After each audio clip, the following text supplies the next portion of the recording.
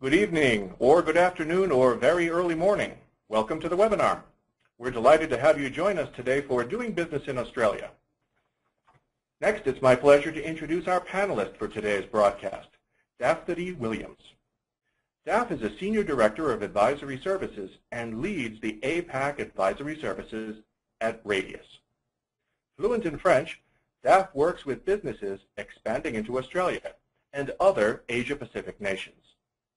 Prior to joining Radius, Daph worked for PwC and Arthur Andersen in London, Paris, and Sydney, working on international mobility solutions for multinational companies and their employees.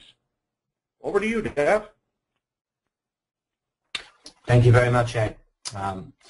So today I'm going to be talking about Australia, things that everybody needs to know about Australia. But I just wanted to start this webinar with a bit of a geography lesson, positioning Australia and importantly demonstrating and talking a little bit about its position economically as well in the Asia-Pacific region. So here we have the region, resplendent with all the regalia, the flags, and Australia clearly there showing up in yellow. On the edge of the Asia-Pacific region geographically, but from a time zone perspective, really we're talking 2 to 3 hours ahead at most of those countries. If we move on to the next slide. What I also wanted to do in this webinar was just to pepper a few facts about Australia that some people might not know. Firstly, there is a Prime Minister of Australia. Some people may have seen him, Tony Abbott, but this is the actual head of state of Australia, the Queen Elizabeth II, still head of state and still able to remove government. Some people don't realize that that's the case. Next slide.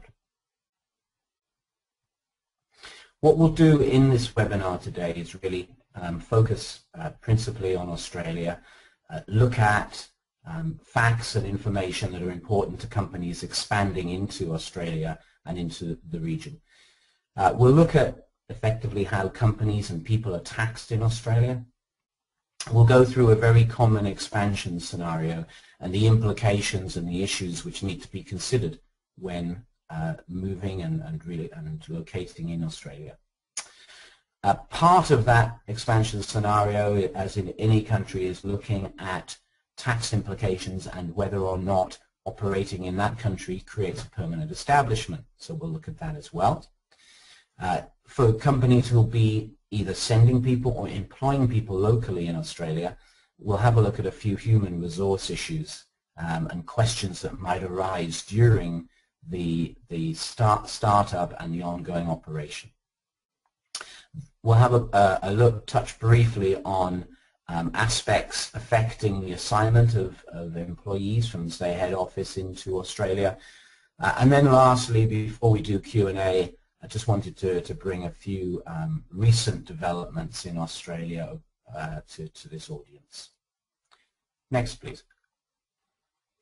So, firstly, I thought the audience might enjoy seeing a few images of what people might rightly or wrongly associate with Australia. A couple of, at least one face there that a lot of people will probably know, Steve Irwin, now departed. Some beer, some Foster's beer, which, by the way, nobody in Australia drinks. We export it to the world for some reason.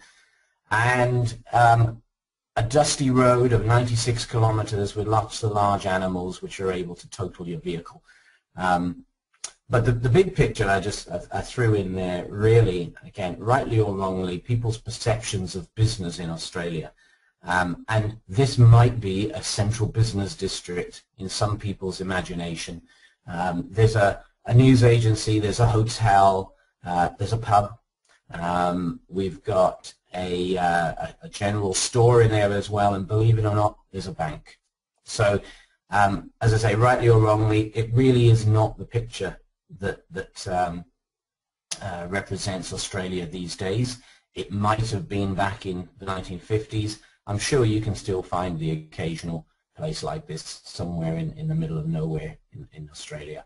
But that's just some common perceptions of what Australia is all about. Next, please. What the actual reality, particularly as an economic country of Australia, in these days, people need to be aware that back in 2008 and 2009, when global economies, developed economies, were melting, Australia was actually experiencing just 1/4 of negative growth. Australia never sank into recession. I believe it was probably one of the few countries in the developed world which did not go into recession. The reason why is because, one of the reasons why is because of a well-managed, highly regulated banking system.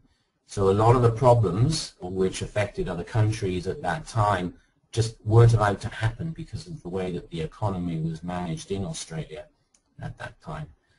There's significant growth in the economy. That is it's a thriving economic country. This is a picture I've seen many times, the real aspect. That's the Sydney Central Business District. From the harbour, there's certainly an opera house everybody knows, but it's completely representative of what Australia is all about now, a thriving economy.